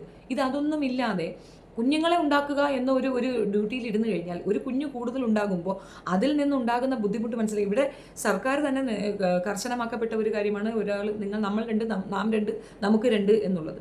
ഈ സർക്കാർ ഉദ്യോഗസ്ഥർക്ക് പോലും ലിമിറ്റഡ് ആണ്. അപ്പോൾ എൻ്റെയൊക്കെ ചെറുപ്രായത്തിൽ എൻ്റെ ഉമ്മയൊക്കെ പറഞ്ഞ് കേട്ടിട്ടുണ്ട്, 3 കുട്ടികൾക്ക് മേലുണ്ടെങ്കിൽ നമുക്ക് ചില ആനുകൂല്യങ്ങൾ നിഷേധിക്കപ്പെടുന്നു. അപ്പോൾ അത് സർക്കാർ തന്നെ നിയോഗിക്കുന്ന ഒരു കാര്യമാണ്, നിർബന്ധമാക്കപ്പെടുന്ന ഒരു കാര്യമാണ് ജനസംഖ്യ കൺട്രോൾ ചെയ്യുക എന്നുള്ളത്. അത് നമ്മുടെ ഭാഗത്ത് കൂടുതൽ ഊർജ്ജം കൂട്ടാൻ വേണ്ടിയിട്ടല്ല. നിങ്ങൾ അതിന് ജാതി വ്യവസ്ഥ സമ്പ്രദായങ്ങൾ നീക്കിയാൽ 80% നിൽക്കുന്ന നിങ്ങൾക്ക് 12% ഇസ്ലാമിയരെ ഭയക്കേണ്ട അവസ്ഥ എന്തുകൊണ്ടെന്ന് അവർക്കിടയിലുള്ള യൂണിറ്റിയാണ്. ശതമാനം കൂടുന്നെങ്കിൽ അത് അവരുടെ മിടുക്കാണ്. ഇനി നിങ്ങൾക്ക് അങ്ങനെ ഒരു താല്പര്യമുണ്ടെങ്കിൽ നിങ്ങൾ ആളെ കൂട്ടൂ, പക്ഷെ എന്ത് ചെയ്യാം, കൊടുക്കാൻ ഫുഡും കൂടെ വേണം എന്നുള്ളത് വസ്തുത. ഈ നടക്കാൻ പറ്റുന്ന ആ ഒരു ധൈര്യം ഇന്ന് നാരികൾക്ക് ഉണ്ടായത്, അതായത് സ്ത്രീ സമൂഹത്തിൽ ഉണ്ടായത് നരേന്ദ്രമോദി എന്ന ആ ഒരു ആരാധനായ മനുഷ്യൻ നമ്മുടെ പ്രധാനമന്ത്രിയായിട്ട് വന്നതിന് ശേഷം തന്നെയാണെന്ന് ഞാൻ പറയും. അതിന് മുൻപ് വരെ സ്ത്രീ സമൂഹത്തിന് ഭയമായിരുന്നു, പൊതുസമൂഹത്തിൽ ഇറങ്ങി നടക്കാൻ പേടിച്ചിരിക്കുന്ന ഒരു ആൾക്കാർ ഒരു സമൂഹം ഉണ്ടായിരുന്നു ഇതിന് മുമ്പ് വരെ. തീർച്ചയായിട്ടും നരേന്ദ്രമോദി വന്ന ശേഷമാണ് സ്ത്രീകൾക്ക് പുറത്തിറങ്ങി നടക്കാനുള്ള ധൈര്യം ഉണ്ടായത്. കാരണം ധൈര്യം ഉണ്ടാകുന്ന രീതിയിലാണല്ലോ പുള്ളിയുടെ ഒരു ആക്ഷൻ. ജനങ്ങൾക്ക് സ്വാതന്ത്ര്യം കിട്ടിയ ദിവസം തന്നെ ബലാത്സംഗം ചെയ്ത് 7ഓളം പെൺകുട്ടികളെ ബലാത്സംഗം ചെയ്ത്, അത് ഗർഭിണികളായ പെൺകുട്ടികൾ വരെ ബലാത്സംഗം ചെയ്തും വെട്ടിയും കുത്തിയും കൊന്നു കളഞ്ഞവന്മാരെ സ്വാതന്ത്ര്യ ദിനത്തിൽ തന്നെ സ്വാതന്ത്ര്യം കൊടുത്ത് പുറത്തേക്ക് ഇറക്കി വിട്ട ക്രിമിനലുകളെ സപ്പോർട്ട് ചെയ്യുന്ന ഒരു പ്രധാനമന്ത്രിയാണ് അദ്ദേഹം. അതിനെതിരെ ഇവിടെ കോടതികളും മറ്റു മനുഷ്യരെ എതിർത്തത് കൊണ്ട് മാത്രം അവന്മാർ അബ്സ്കോൾഡായി ഇപ്പോഴും നടക്കുന്നു. ബജരംഗ് ദൾ അവിടെ കിടപ്പുണ്ട്, തളർന്നടിച്ച് കിടപ്പുണ്ട്. എത്രയോ മനുഷ്യരെ വെട്ടിയും കുത്തിയും കൊന്നവനാ, ജയിലിലല്ല പുറത്ത്. പക്ഷെ ദൈവം കൊടുത്ത പണിഷ്മെന്റ് ഇതോ കിടപ്പുണ്ട്, കയ്യും കാലും തളർന്ന് മലനടിച്ച്. അപ്പോൾ അത് സത്യമാണ്. അങ്ങനെ ഒരു പ്രധാനമന്ത്രി നമുക്കുള്ളത് നമുക്ക് ഭയങ്കര, നമ്മളെ യശസ് വളർത്തും, നമ്മൾ തല ഉയർത്തിപ്പിടിച്ച് നടക്കേണ്ടി വരും. ഇദ്ദേഹം ഇവിടെ ഇരിക്കുന്ന സമയത്താണ് UP യിൽ ഇപ്പം നടന്നൊരു സംഗതി ഓർമ്മയില്ലേ, ദളിത് പെൺകുട്ടിക്ക് സംഭവിച്ചത് എന്താണ്? പിന്നെ പെൺകുട്ടികൾ എങ്ങനെയെല്ലാം അങ്ങ് സെക്യൂർ ആണെന്ന് അറിയാമോ? എന്തെല്ലാമാണ് ആരാരെ കൂടെ കമ്പാരിസൺ നടത്തുന്നത്.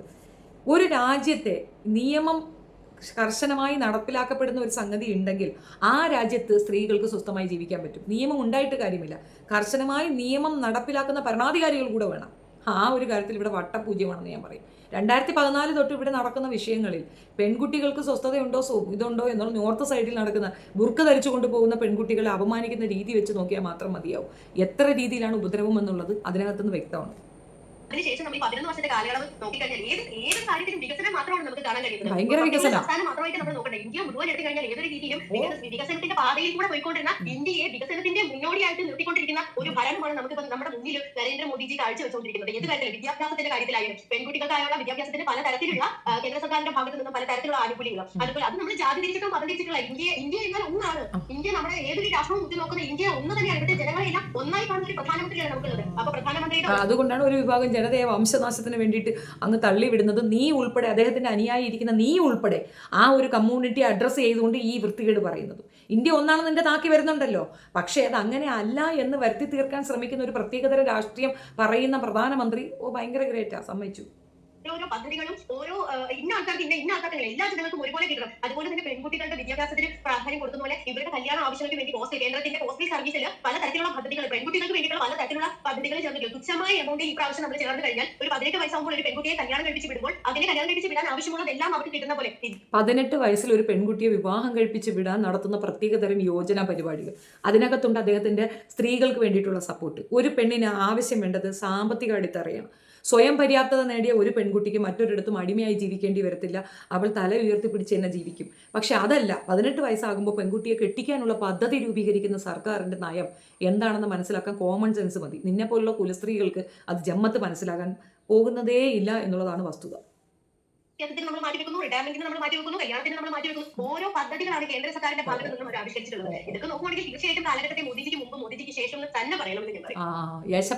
നമുക്കറിയാം, പാകിസ്ഥാൻ എന്ന് പറയുന്ന മാടി രാഷ്ട്രം നമ്മുടെ 26 പൗരന്മാരുടെ ജീവൻ അപഹരിച്ച സമയത്ത് ഓപ്പറേഷൻ സിന്ദൂർ നടത്തിയ സമയത്ത് ആ സമയത്ത് 26 ആളുകളെ കൊന്നൊടുക്കിയ സമയത്ത് നവവധുക്കളായിട്ടുള്ള അതിൽ വരനെ കൊന്നുകൊണ്ട് വധുവിനോട് പറഞ്ഞു, നിന്റെ മോദിജിയോട് പോയിട്ട് പറ എന്ന് പറഞ്ഞു, നിന്റെ സിന്ദൂരം ഞങ്ങൾ വായിച്ചിരിക്കുന്നു, പോയി പറ എന്ന് പറഞ്ഞപ്പോൾ അവർ കൃത്യമായിട്ട് പറഞ്ഞു, നരേന്ദ്രമോദിജി എന്ന് കേട്ടു, ആ ഓപ്പറേഷൻ സിന്ദൂർ എന്ന് പേരിട്ടും അതിനുശേഷം കൊടുക്കേണ്ടത് കൃത്യമായിട്ട് കൊടുത്തു. ഈ കൊടുക്കുന്ന സമയത്തൊക്കെ ഇവിടെ എത്രത്തോളമാണ് പാകിസ്ഥാൻ പ്രേമികളായിട്ടുള്ള മലയാളികൾ ഈ ഭാരതത്തെയും ഈ ഭാരതത്തിന്റെ പ്രധാനമന്ത്രിയും ഒക്കെ ആക്രമിക്കുന്നതൊക്കെ നമുക്കറിയാം. എന്നാൽ ഒരു സ്ത്രീകളെ കൃഷിയുമായി മാത്രം കാണുന്ന ഒരു സംസ്കാരമാർഗം അവർ ഈ ഓപ്പറേഷൻ സിന്ദൂർ റിലേറ്റ് ചെയ്തിട്ട് എനിക്കൊന്നും പറയാനില്ല. ഓപ്പറേഷൻ സിന്ദൂർ എന്ന് പറഞ്ഞുകൊണ്ട് ഒരു യുദ്ധസമാനമായ സാഹചര്യം ഇവിടെ ഉടലെടുക്കുമ്പോൾ നമ്മൾ നോക്കേണ്ടത് പാലസ്തീനെയാണ്, നമ്മൾ നോക്കേണ്ടത് ഇറാനെയാണ്, നമ്മൾ നോക്കേണ്ടത് ഇസ്രായേലിനെയാണ്. ഇന്ന് ഇസ്രായേലിൽ വരുന്ന നഷ്ടം അത് നാളെ ഇവിടെയും വരും. അപ്പുറത്തും ഇപ്പുറത്തും അടിക്കാൻ ആളുണ്ടാകും. ഇവിടുന്ന് അങ്ങോട്ട് കൊടുത്താൽ അവിടുന്ന് കിട്ടും. അപ്പോൾ യുദ്ധസമാനമായ ഒരു സാഹചര്യം ഉണ്ടാക്കാതിരിക്കുക എന്നുള്ളത് കോമൺ സെൻസ് ഉള്ള ഒരു പൗരൻ പറയേണ്ട കാര്യമാണ്. അതിൻ്റെ അഭിപ്രായങ്ങൾ പലയിടങ്ങളിൽ നിന്നുണ്ടാവും. യുദ്ധം ഉണ്ടാകാതെ ഈ പ്രശ്നം പരിഹരിക്കുക, കർശനമായി അവരുമായിട്ടുള്ള നയതന്ത്ര ബന്ധങ്ങളെല്ലാം തന്നെ സ്റ്റോപ്പ് ചെയ്യുക. അതായത് അവിടെ നിന്ന് ഇങ്ങോട്ട് വരാനോ ഇവിടുന്ന് അങ്ങോട്ട് പോകാനോ ഉള്ള എല്ലാം സർവത്രവുമായി സ്റ്റോപ്പ് ചെയ്യുമ്പോൾ ഒരു പണിഷ്മെൻറ്റ് ടൈമിലാകും. അവരുമായി സഹകരിച്ച് മുൻപോട്ട് പോകില്ല എന്നൊരു നിസ്സഹകരണം വെച്ചാൽ തന്നെ അതാണ് യഥാർത്ഥ രീതി. അല്ലാതെ ഇവിടുന്ന് അങ്ങോട്ട് 10 മിസൈൽ വിട്ട് കഴിഞ്ഞാൽ അവിടുന്ന് 10 മിസൈൽ ഇങ്ങോട്ടും വരും. അത് അവരുടെ കയ്യിലൊന്നുമില്ല, അവർ കൈയും കെട്ടിയിരിക്കുമെന്നാണോ? തീർച്ചയായിട്ടും അവരിങ്ങോട്ട് വരും. പിന്നെ തെമ്മാടി രാജ്യമാണെന്ന് പറയുന്നത് എനിക്കറിയത്തില്ല. മുൻപ് അത് സഹോദര രാജ്യമായിരുന്നു. എപ്പോഴാണ് ഇവർക്കത് തെമ്മാടി രാജ്യമാകണമെന്ന് മനസ്സിലായിട്ടില്ല. ഇനി അങ്ങനെ ആണെങ്കിൽ പോലും പണ്ട് അവരും കൂടെ ചേർന്നതായിരുന്നു ഇന്ത്യ എന്നുള്ളത് മറന്നു പോകരുത്. അവർ ചേർന്നിരുന്ന സമയത്താണ് നമുക്ക് സ്വാതന്ത്ര്യവും കിട്ടിയത്. അത് കിട്ടിയ ശേഷമാണ് അവർ പിരിഞ്ഞു മാറിപ്പോയിട്ടുള്ളത്. അങ്ങനെ പറയുകയാണെങ്കിൽ സഹോദര രാജ്യം എന്ന് പറയുന്നതാണ് കറക്റ്റ്. ഇനിയിപ്പോൾ അവിടുന്ന് ആൾ വന്ന് നമ്മളെയൊക്കെ കൊല്ലാനും പിടിക്കാനും ഒക്കെ നിൽക്കുന്നത് കൊണ്ട് അവർക്ക് സംശയമുള്ളതുകൊണ്ടാണ്. അവരെ കൂട്ടത്തിൽ നിന്ന് ആരും ചെയ്തില്ലെന്ന് അവരതിൻ്റെ ഇത് ഏറ്റെടുത്തിട്ടുമില്ല. ഞങ്ങളാണ് അവിടെ വന്ന് തുണി പൊക്കി നോക്കി വെടിവെച്ചെന്നില്ല. ഒരു സിനിമയുണ്ട്, കീർത്തി ചക്ര പോലൊരു സിനിമയ്ക്കകത്ത് ആണെന്ന് തോന്നുന്നു, ഈ മേജർ രവി ഉൾപ്പെട്ട സംഘങ്ങൾ ചിത്രീകരിച്ച ഒരു സിനിമയ്ക്കകത്ത് അത് കൃത്യമായിട്ട് പറയുന്നു, തുണി പൊക്കി നോക്കിയിട്ട് മാറ്റി നിർത്തുന്ന ഒരു രീതി ഉണ്ടെന്ന്. അപ്പോൾ അങ്ങനെ സിനിമകളിൽ ചിത്രീകരിച്ചിട്ടുണ്ടെങ്കിൽ ഇത് മൊത്തം ഒരു വിങ്ങാണെങ്കിൽ ഈ ഒരു ഓപ്പറേഷൻ പ്ലാൻ ചെയ്ത ആരാണെന്ന് അത് കൃത്യമായി വരട്ടെ. ഇപ്പോൾ നമ്മൾ ഗോത്ര ട്രെയിൻ അപകടത്തിന് മുമ്പ് ഗോത്ര കലാപമായിട്ട് പറഞ്ഞിട്ടുണ്ടായിരുന്നു. അതിനോടനുബന്ധിച്ചിട്ടാണ് ഗുജറാത്ത് കലാപം പൊട്ടിപ്പുറപ്പെട്ടത്. അപ്പം അതിൻ്റെ നാൾ വഴിയും നൂൽ വഴിയും ഒക്കെ ആളുകൾ കൃത്യമായി 10-24 വർഷത്തിന് ശേഷം എടുത്തു വെച്ച് പറയുന്ന രീതിയിലേക്ക് എത്തിയിട്ടുണ്ടെങ്കിൽ കാലത്തിന് ശേഷം ഇതിൻ്റെ സത്യാവസ്ഥയും പുറത്തേക്ക് വരും. അന്ന് ലജ്ജിക്കേണ്ടി വരരുതെന്നുള്ളത് കൊണ്ട് മൗനം പാലിക്കുന്നു എന്ന് മാത്രം. അല്ലെങ്കിൽ ഇതിനൊക്കെ അഭിപ്രായങ്ങളുണ്ട് നമുക്കും. അതിന് മുൻപന്തിയിൽ നിന്നത് എന്ന് നമുക്കറിയാം. അവിടെ നരേന്ദ്രമോദിജി ഈ ഓപ്പറേഷൻ സിന്ദൂറിനെ കുറിച്ച് വിവരിക്കാൻ വേണ്ടി 2 സ്ത്രീ രത്നങ്ങളെ തന്നെയാണ് നിയോഗിച്ചത്. മാത്രമല്ല നമുക്കറിയാം, ഭാരതത്തിന്റെ പ്രഥമ പൗര എന്ന് പറയുന്ന ദ്രൗപദി മുർമു എന്ന് പറയുന്ന രാഷ്ട്രപതി അവർ ഏത് ഗോത്രത്തിൽ നിന്ന് വന്നതാണെന്നൊക്കെ നമ്മൾ ചിന്തിക്കേണ്ടത്. ഇവിടെ നമ്മൾ കാണുന്നത് വേടൻ കാലം എന്നൊക്കെ വിളിക്കുന്ന കഞ്ചാവ് പിടിച്ച് പെണ്ണുപിടിച്ച് നടക്കുന്ന ഒരു തലക്കെ ഇവിടെ ഹിന്ദുത്വത്തെയും അല്ലെങ്കിൽ ജയ് ശ്രീറാമിനെയും നരേന്ദ്രമോദിജി അടക്കമുള്ളവരെയും ഒക്കെ അധിക്ഷേപിക്കുന്നത് നമ്മൾ കാണുന്നുണ്ട്. അവൻ പറയുന്ന ആ ഒരു സിസ്റ്റത്തെ എത്രയോ വർഷങ്ങൾക്ക് മുൻപ് കണ്ടുകൊണ്ട് തന്നെ ദ്രൗപദി മുർമു ഇത് രാഷ്ട്രപതിയായിട്ടുണ്ടെങ്കിൽ ആ നരേന്ദ്രമോദിജിയുടെ ആ ഓടുന്നതായിട്ട് ഒരുപാട് മുൻപേ നമ്മൾ പറയുന്ന പോലെ നമുക്കൊക്കെ മുൻപേ എത്രയോ മുൻപേ ഇത്ര ചിന്തിച്ച് കാര്യങ്ങൾ ചെയ്യും. അതിന് കൂടുതൽ വർത്താനൊന്നും വേണ്ട. ഇവിടെ ദ്രൗപദി മുർമു മാത്രമല്ല, നമ്മുടെ നിയമമന്ത്രി, ആദ്യത്തെ നിയമമന്ത്രി അംബേദ്കറാണ്. അദ്ദേഹത്തിന് ഷെഡ്യൂൾ കാസ്റ്റിൽ നിന്ന് വന്ന വ്യക്തിയാണ്. അതൊരു വലിയ ഗ്രേറ്റ്നെസ്, നിങ്ങളുടെ ഗ്രേറ്റ്നെസ് അല്ല, നിങ്ങൾ കൊടുത്ത ഫെസിലിറ്റീസുമല്ല. കഴിവുള്ളവരെ അവിടെ ഇരുത്തുക എന്നുള്ളത് കോൺസ്റ്റിറ്റ്യൂഷൻ അനുവദിച്ചിട്ടുള്ള ഒരു കാര്യമാണ്. അതായത് നമ്മുടെ ഭരണഘടനയിൽ അത് പറയുന്നുണ്ട്. ഇന്ന വ്യക്തിക്ക് ഇന്ന ഷെഡ്യൂൾ ഇന്ന കാസ്റ്റ് എന്ന രീതി നീക്കി നിർത്തേണ്ട കാര്യമില്ല. അതൊരു വലിയ ക്രെഡിബിലിറ്റി ആയിട്ട് നിങ്ങൾ പറയേണ്ട. നിങ്ങളുടെ ഉള്ളിൽ ജാതിബോധമുണ്ടെന്നും നിങ്ങൾ ഇപ്പോഴും ഷെഡ്യൂൾ ലെവലിനെ ആ രീതിയിലേ കാണുന്നുള്ളൂ എന്നുള്ളൊരു തെളിവാണ് വേടനെന്നും കാടനെന്നും പറഞ്ഞ് വേടനെ അപമാനിക്കുന്നത്. അത് കഴിവുള്ള ഒരു വ്യക്തിയാണ്, അയാളുടെ സംഗീതമാണ് അക്സെപ്റ്റൻസ് കിട്ടിയിരിക്കുന്നത്. അത് മനസ്സിലാക്കാതെ ആ രീതിയിൽ അയാളെ മോശപ്പെടുത്തുമ്പോൾ നിങ്ങളുടെ ഉള്ളിലുള്ള ജാതീയ തേർവാഴ്ചയാണ്. മറ്റേ മുറുമുറുവിനെ നിങ്ങൾ അംഗീകരിക്കുന്നതല്ലല്ലോ. എങ്ങനെ അംഗീകാരം, അവരുടെ എബിലിറ്റി കൊണ്ടാണ് ആ പൊസിഷൻ കിട്ടിയത്. അതേപോലെ തന്നെയാണ് ഒരു കാരണവശാലും 47 ഇവിടെ ഒരു കാരണവശാലും ഒരു ദളിതനെ അക്സെപ്റ്റ് ചെയ്യുന്ന ഒരു മനോഘടന ഇവിടെ ഒരുത്തർക്കുമില്ല. ആ സമയത്താണ് മറ്റൊരാളില്ലാത്തത് കൊണ്ട് നിയമം എഴുതാൻ വേണ്ടിയിട്ടും ഭരണഘടന ഉണ്ടാക്കാൻ വേണ്ടിയിട്ടും അംബേദ്കറെ തന്നെ ചൂസ് ചെയ്യേണ്ട ഗതികേടിലേക്ക് നിങ്ങൾ എത്തിയത്. കാരണം നിങ്ങൾക്കിടയിൽ മണ്ടന്മാരേ ഉള്ളൂ. ബോധവും വിവരമുള്ളവരുണ്ടെങ്കിലല്ലേ പറ്റൂ, മണ്ടന്മാരല്ലേ. അപ്പോൾ പിന്നെ ഇങ്ങനെ പറ്റുള്ളൂ. ആ മണ്ടന്മാരാണെന്ന് തെളിയിക്കാനുള്ള ഒരു കാര്യമാണ് സവർണ്ണ സംവരണത്തിൽ കൂടെ തെളിഞ്ഞത്. സവർണ്ണ സംവരണം വന്നപ്പം റാങ്ക് ലിസ്റ്റിൽ 1 ലക്ഷം ലിസ്റ്റിൻ്റെ അങ്ങേ അറ്റത്ത്, അതായത് 10,000 20,000 ഒക്കെ കഴിഞ്ഞിട്ടാണ് യുവമാരുടെ പേര് പോലും വരുന്നത്. ഏറ്റവും ടോപ്പ് റാങ്കിൽ നിൽക്കുന്നവരൊക്കെ ദളിതരുമാണ്. അപ്പോൾ മനസ്സിലാക്കാം ബുദ്ധിയുള്ളവർ ആരാണെന്ന്, ബോധവും വിവരവും ഉള്ളത് ആരാണെന്ന്. അവർക്ക് ശാരീരികപരമായി ആരോഗ്യപരമായും അവരിന് മാനസികപരമായും അവർ തന്നെയാണ് മുന്നിൽ നിൽക്കുന്നത്. ആ മുൻപന്തിയിലേക്ക് അവരെത്തരുതെന്നുള്ളത് കൊണ്ടാണ് അവരെ ചവിട്ടി താത്തി ഇടിച്ച് താഴ്ത്തിയിട്ടിരിക്കുന്നത്. റിവേഴ്സിൽ നിങ്ങൾക്ക് ആ അവഹേളനം വരുമ്പോൾ മാത്രം മനസ്സിലാകുന്ന ഒരു കാര്യമാണ്. ഞാൻ എത്ര പറഞ്ഞാലും നിങ്ങൾക്ക് അത് പിടികിട്ടത്തില്ല. അദ്ദേഹം എന്നിട്ടും ഈ കേരളത്തിൽ നടക്കുന്നത് ഇങ്ങനെയുമാണ്. അപ്പം ഈ സ്ത്രീധനത്തെ കുറിച്ചൊക്കെ പറയേണ്ട കാര്യമില്ല. കാരണം 2 സ്ത്രീ ഓഫീസർമാർ വന്നുകൊണ്ട് വിശദീകരിക്കുന്നു, അതിന് നേതൃത്വം നൽകുന്നു. ഇതൊക്കെ കാണുമ്പോൾ നമുക്ക് അങ്ങേ അടക്കമുള്ള എന്റെ അടക്കമുള്ള ആളുകളൊക്കെ കളിയാക്കാനും തെറിവിളിക്കാനും വരുന്ന സ്ത്രീകളെ കൃഷിയുമായി കണ്ടു നടക്കുന്ന, എന്നാൽ പോക്സോ ക്രിമിനലിനെ ദൈവമായി കണ്ട് ആരാധിക്കുന്ന ഒരു പ്രത്യേക വിഭാഗം അങ്ങനെയൊക്കെ പറയുന്നുണ്ട്. അത്തരത്തിലുള്ള അവരാണ് ഈ പറയുന്ന കയ്യില്ലാത്തവരാണ്, ചെറുവരില്ലാത്തവരെ കുറ്റം പറയുന്നത് എന്ന് പറയാം. ഇവർ അതിനെപ്പറ്റി പറയുകയാണെങ്കിൽ നമ്മളൊരു വലിയൊരു പോയിന്റിലേക്ക് തന്നെ അല്ലെങ്കിൽ ഒരു ഘടകത്തിലേക്ക് നീ അതിനു മുമ്പ് ഇവൻ പറഞ്ഞതിനൊരു മറുപടി തരാം. പോക്സോ ക്രിമിനൽ, എടാ നിന്റെയൊക്കെ ദൈവത്തിന്റെ കഥയൊക്കെ എടുത്തു വെച്ച് പറഞ്ഞു കഴിഞ്ഞാൽ അതിനേക്കാൾ വലിയ ക്രൈമാണ് അവിടെ ചെയ്തത്. 2012 വന്ന ഒരു ക്രൈം, അതിനെ വെച്ചുകൊണ്ട് 1400 വർഷങ്ങൾക്ക് മുമ്പ് നടന്ന ഒരു വിഷയത്തിന് അനലൈസ് ചെയ്യുമ്പോൾ 100 വർഷങ്ങൾക്ക് മുമ്പ് ഇവിടെ നടന്ന കാര്യങ്ങൾ എടുക്കുമ്പോൾ നിന്റെയൊക്കെ വീട്ടിൽ തന്നെയുണ്ട് പോക്സോ ക്രിമിനലുകൾ ഇഷ്ടം പോലെ. പക്കാ പോക്സോകൾ ഇപ്പോഴും ഉണ്ട്. 6 വയസ്സുള്ള ഒരു കൊച്ചിനെ അമ്പലത്തിനകത്തിട്ട് ഉടച്ചു കിടന്നില്ലേ, അവനൊക്കെ പിന്നെ എന്താണ്? അമ്പലത്തിന്റെ ശുദ്ധി അതാണോ? ഇനി അമ്പലത്തിന്റെ കൊത്തുപണികൾ പോയി നോക്കുക, അവിടെ കാണും പല രീതിയിലുള്ള ക്രിമിനലുകളുടെ വാസനകൾ എഴുതിയും കുറിച്ചും വരച്ചും ഒക്കെ വെച്ചിട്ടുണ്ട്. ഇതൊന്നും ഞങ്ങളെ കൊണ്ട് പറയിക്കുന്നതാണ്. പറയേണ്ട ഗതികളിലേക്ക് വന്നാൽ പറയും എന്നുള്ളതാണ് വസ്തുത. പിന്നെ നിങ്ങളുടെ ദൈവത്തിൻ്റെയൊക്കെ കഥകൾ ഒന്നും പറയണ്ടല്ല. സ്വന്തം പെണ്ണുമ്പളെ വയറ്റിലാക്കി കാട്ടിക്കൊണ്ടുപോയി കൊന്നുകളയാനായിട്ട് പറഞ്ഞു കൊടുക്കുന്ന ഒരു പ്രത്യേകതരം മനോഘടനയുള്ള ദൈവം, അതും സ്വന്തം ഒരു ഭരണാധികാരിയായിട്ട് ഇരിക്കുമ്പോൾ തന്നെ ഒരാളെ കൊന്നുകളയുകയാണ്. എന്തിൻ്റെ അടിസ്ഥാനത്തിൽ? അവൻ താഴ്ന്ന ജാതിക്കാരനെ തമസനിഷ്ഠിക്കാൻ പാടില്ല എന്ന് പറഞ്ഞിട്ട് അവനെ കൊന്നുകളയുകയാണ് ചെയ്യുന്നത്. അസുരഗണത്തിൽപ്പെട്ടത് ഒരാളും വേണ്ട എന്നുള്ള ടൈമിലാണ് രാവണന്റെ തലയിലോട്ട് കുത്തിക്കയറാൻ പോയത്. അതിനെ അദ്ദേഹത്തിനെ കൊല്ലാനായിട്ട് കയറുന്ന സമയത്ത് തന്നെ ബാലി സുഗ്രീവന്റെ കഥ എടുത്ത് നോക്കിയാണ് സഹോദരനെ കൊണ്ട് തന്നെ വെട്ടിക്കുന്ന കഥ. എല്ലാം കൊണ്ടും മ്ലേച്ഛത നിറഞ്ഞ കഥ തൂക്കി തലയിൽ വെച്ചിട്ടാണ് ഈ ഒരു കാര്യം പറയുന്നത്. നടന്ന സംഭവമാണെങ്കിൽ അത്രയും ഭയങ്കര ഇഷ്ടമുള്ളത് ഈ ദൈവത്തിന്റെ ഒരു മാന്യത എന്ന് പറഞ്ഞു എന്നാണ്. ഭാര്യയ്ക്ക് കൊടുക്കുന്ന വാല്യൂ എന്താണ്, ഒരു സ്ത്രീക്ക് കൊടുത്ത പരിഗണന എന്താണ്? സീതാദേവി പെണ്ണുങ്ങളുടെ എല്ലാം പിന്നെ ഒരു പ്രതിനിധിയാണെന്നാണ് പറയുന്നത്. അങ്ങനെയാണെങ്കിൽ എനിക്ക് ഈ നാറിയിലൂടെ ജീവിക്കുന്നതിലും പലതും ചത്തുപോകണമെന്ന് പറഞ്ഞിട്ട് ഭൂമി വളർന്ന് താഴോട്ട് പോകുമോ? നമ്മളിപ്പോഴും അതാ പറയണേ, ഭൂമി വളർന്ന് താഴോട്ട് പോയെങ്കിൽ മതിയെന്ന്. അതെന്തുകൊണ്ട് പറയുന്നത്? അവരനുഭവിച്ച അതേ വേദന അതിനേക്കാൾ കൂടുതൽ നമ്മൾ അനുഭവിച്ചു എന്നുള്ളതാണ് ആ വാക്കുകൾ കൊണ്ട് അർത്ഥമാക്കുന്നത്. പറയേണ്ടതായിട്ടുണ്ട്. കാരണം എന്ന് പറഞ്ഞാൽ സ്ത്രീ സമൂഹത്തെ അടിമയാക്കി വെച്ചിരിക്കുന്ന ഒരു പറ്റം കൂട്ടർ, അങ്ങനെ തന്നെ പറയാം, അടിമകളാക്കി അവരെ കിടപ്പറയിലെ വെറും ഉപകരണങ്ങൾ മാത്രമാക്കി സ്ത്രീ സമൂഹത്തെ കണ്ടിരിക്കുന്ന ഒരു പറ്റം ജനങ്ങളോട് തീർച്ചയായിട്ടും അതിൻ്റെതായ ഭാഷയിൽ അത് നമുക്ക് മനസ്സിലായി. ഗ്രേറ്റ് ഇന്ത്യൻ കിച്ചൺ തൊട്ട് ഇങ്ങേറ്റത്ത് ഒരുപാട് സിനിമകൾ വന്നിട്ടുണ്ട്. അതിനകത്തൊക്കെ മനസ്സിലാവുന്നുണ്ട് സ്ത്രീകൾക്ക് എത്ര വാല്യൂ കൊടുക്കുന്നുണ്ട് എന്നുള്ളത്, എത്ര ക്വാളിറ്റിയാണ് അവർക്ക് കൊടുക്കുന്നതെന്ന് നമുക്കത് കാണുമ്പോൾ തന്നെ മനസ്സിലാകും. അത് മാത്രവുമല്ല, ലോക ചരിത്രത്തിൽ ആദ്യമായിട്ട് ഒരു പിന്നെ ആരാധന നടക്കുന്ന സ്ഥലത്തേക്ക് സ്ത്രീകൾക്ക് വില കൊണ്ടെന്ന് പറയുന്നതിൻ്റെ അവകാശവാദവും നമ്മൾ കേരളത്തിലുള്ളവർക്ക് തന്നെയാണ്. മൗലികാവകാശ ലംഘനങ്ങളിലെ ഏറ്റവും വലിയൊരു ലംഘനം നടത്തിയിരിക്കുന്നതും കേരളീയർ തന്നെയാണ്. അതിനെതിരെ 12 വർഷത്തെ പിന്നെ യുദ്ധവും 12 വർഷത്തിന് ശേഷം വന്ന വിധി നടപ്പിലാക്കാൻ പോലും പോലീസും കൂട്ടരും ഒക്കെ വന്ന് നിൽക്കേണ്ട ഒരു ഗതികേട് ഉള്ളതും കേരളത്തിന് തന്നെയാണ്. അഭിമാന പുരസ്സരം പറയാവുന്നൊരു കാര്യമാണ്. പിന്നെ കൃഷിയിടം, ഇതിനേക്കാൾ വൾഗറായി. അത് കൃഷിയിടം എന്ന് ഉപമിച്ചിട്ടുണ്ടെങ്കിൽ അതിന് കൃത്യമായ കാര്യങ്ങളുണ്ട്. അതായത് അന്നത്തെ കാലഘട്ടങ്ങളിൽ കൃഷിയായിരുന്നു. എൻ്റെ പർപ്പിതാക്കന്മാരൊക്കെ തന്നെ കൃഷിക്കാരാണ്. അവർക്ക് അത്രയും കൃഷിയിടം എന്ന് പറഞ്ഞാൽ അത്രയും പ്രസ്റ്റീജുള്ള അല്ലെങ്കിൽ അത്രയും സ്നേഹിക്കുന്ന സ്ഥലമാണ്. അതിനെയാണ് ആ രീതി മാച്ചപ്പാണ് ചെയ്തത്. അതേസമയം നിങ്ങളുടെ വേദങ്ങളിൽ എടുത്തു നോക്കിയാൽ വളരെ വൾഗറായ സ്ത്രീകളെ അടിച്ചമർത്തി വൃത്തികേട് പറയുന്നത്. ന സ്ത്രീ സ്വാതന്ത്രമർഹതി എന്ന് എഴുതി വെച്ചിരിക്കുന്നതിനകത്താണ്. ന സ്ത്രീ സ്വാതന്ത്രമർഹതി, സ്വാതന്ത്ര്യം അർഹിക്കാത്ത ഒരു വിഭാഗമുള്ള സ്ത്രീയാണെന്ന് കൃത്യമായി പറഞ്ഞിരിക്കുന്നത് എവിടെയാണ്? ഈ ലോകാസമസ്ത സുഖിനോഭ എന്ന് പറയുന്നത് പോലെ ഒരു വൃത്തികേടാണ് മറ്റതും. എല്ലാവരുമായി രക്ഷതം, ഭർത്തോ രക്ഷതി, പുത്രോ രക്ഷതി, എല്ലാ രക്ഷതിയൊക്കെ പറഞ്ഞിട്ട് അവസാനം സ്ത്രീ സ്വതന്ത്രമർഹതി. മറ്റേത് രക്ഷിക്കുന്നതാണെന്ന് പറയുന്നത് നിങ്ങൾ അതിനെ സാധൂകരിച്ചാൽ പോലും ആ ലാസ്റ്റ് പോർഷനെ കൊണ്ട് കളഞ്ഞില്ലേ? സ്ത്രീകൾക്ക് സ്വാതന്ത്ര്യമേ പാടില്ല എന്ന് പറയുന്ന ഒരു മതത്തിൽ ഇരുന്നു കൊണ്ടാണ് മറ്റൊരു മതത്തിനെ പറയുന്നത്. ഇവിടെ പെണ്ണുങ്ങൾക്ക് പ്രിവിലേജേ ഉള്ളൂ, പ്രസ്റ്റീജേ ഉള്ളൂ, ആക്സെപ്റ്റൻസേ ഉള്ളൂ. അവൾ തീരുമാനിക്കും ആര് വേണമെന്ന്, അവൾ തീരുമാനിക്കും കാര്യങ്ങൾ, അവൾക്കുള്ള പവർ മറ്റൊരാൾക്കില്ല എന്ന് എത്ര എടുത്ത് പറഞ്ഞു. എന്തെല്ലാം വിവാഹമോചനം തൊട്ട് ഏത് കാര്യങ്ങളിലും സ്ത്രീക്കാണ് സ്വാതന്ത്ര്യം, സ്ത്രീ പറയുന്നിടത്താണ് വാല്യൂ. അത് ചവിട്ടി പിടിച്ച് വെച്ചിരിക്കുന്ന ചില പണ്ഡിത വർഗത്തിനെ വെച്ചിട്ട് നിങ്ങൾ അതുകൊണ്ടാണ് ഈ മതത്തിനെ കാൽക്കുലേറ്റ് ചെയ്യുന്നതെങ്കിൽ ഇസ്ലാമിക രാജ്യങ്ങളിൽ പോയി നോക്കിയാൽ കാര്യം മനസ്സിലാവും സ്ത്രീകൾക്ക് എന്താണ് പ്രിവിലേജ് എന്ന്. അവിടെ ഒരു പെണ്ണിനെ നോക്കിയാൽ വേറെ സംഗതികളൊന്നും വേണ്ട. ഇത്ര സെക്കൻഡിൽ കൂടുതൽ നീ അവളെ സ്റ്റെയർ ചെയ്തിട്ടുണ്ടെങ്കിൽ നിനക്ക് കിട്ടുന്ന പണിഷ്മെന്റ് എന്താണെന്ന് അറിയാമോ? ക്രാത്തി അടിക്കാൻ വലിയ എളുപ്പമാണ് എല്ലാവർക്കും. സംസാരിക്കും. പക്ഷെ അത്രയും സംസ്കാര ശൂന്യത എനിക്ക് ഇല്ലാത്തത് കൊണ്ട് ഞാൻ കുറച്ച് മിതമായ രീതിയിൽ ഞാൻ പറഞ്ഞു തരാം. നമ്മുടെ സമൂഹം, അതായത് നമ്മുടെ ഭാരതം എന്നും സ്ത്രീകൾക്ക് മുൻതൂക്കം കൊടുക്കുകയുള്ളൂ. അതിൽ തന്നെ ഒരുപറ്റം ജനങ്ങൾ സ്ത്രീകളെ ഈ പദങ്ങൾക്ക് അടിമയാക്കി വെച്ചിട്ടുണ്ട്. അവര് സ്ത്രീകൾക്ക് വിദ്യാഭ്യാസം കൊടുക്കുന്നില്ല. ഇന്നും അവർക്ക് തലയോ അവരുടെ മുഖമോ കാണിക്കാൻ പറ്റാത്ത രീതിയിൽ സമൂഹത്തിൽ ഇറങ്ങി നടക്കേണ്ടി വരുന്നു. കാരണം അത് ഞങ്ങളുടെ മതം അങ്ങനെയാണ് പഠിപ്പിച്ചതെന്നാണ് അവർ പറയുന്നത്. അതാണ് അവരുടെ വികസനം. അതാണ് നമ്മൾ മുഖം തുറന്ന് കാണിക്കാൻ പറ്റാത്ത ഒരു സമൂഹത്തിൽ ജീവിക്കാം എന്നുള്ളതാണ് ഞങ്ങളുടെ നോർത്ത് സൈഡുകളിൽ ഒരുപാട് കമ്മ്യൂണിറ്റി ഉണ്ട്, വെറൈറ്റി കമ്മ്യൂണിറ്റി ഉണ്ട്. ഞാൻ ഈ കാണിക്കുന്ന ഈ പിക്ചറിലുള്ള ഈ സ്ത്രീ, ഈ നമ്മുടെ ഒരു ചാനലുണ്ട് അവർക്ക്. ഈ ചാനലിൽ പോയി കഴിഞ്ഞാൽ UP സ്വദേശിയായ ഒരാളെ മലയാളി പെണ്ണ് വിവാഹം കഴിച്ചിട്ട് വ്ലോഗ് ചെയ്യുന്നതാണ്.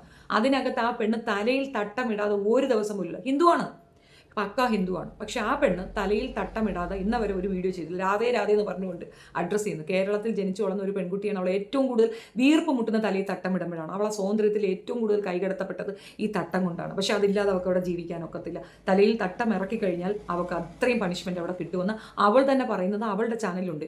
ഈ ചാനലിൻ്റെ പേര് വേണമെങ്കിൽ ഞാൻ ലിങ്ക് ഫസ്റ്റ് കമൻറ്റ് പിൻ ചെയ്ത് വെച്ചേക്കാം. ആ പെൺകുട്ടി അനുഭവിക്കുന്ന ദുരിതം പറഞ്ഞാൽ മാത്രം മനസ്സിലാവും എത്രത്തോളം പീഡനമാണ് ആ ഒരു നാട്ടിൽ UP ഒരു ഹിന്ദു കമ്മ്യൂണിറ്റി ഒരു പെൺകുട്ടി അനുഭവിക്കുന്നത്. തട്ടം എന്ന് പറയുന്നത് ഓരോ സ്ത്രീകളും റെസ്പെക്ട്ഫുള്ളി അത് എല്ലാ കമ്മ്യൂണിറ്റിയിലുമുണ്ട്. അതൊരു ആവശ്യമുണ്ടെങ്കിൽ ഇടുക, ഇല്ലാത്തവർക്ക് ഉപേക്ഷിക്കാം, അത്രയേ ഉള്ളൂ.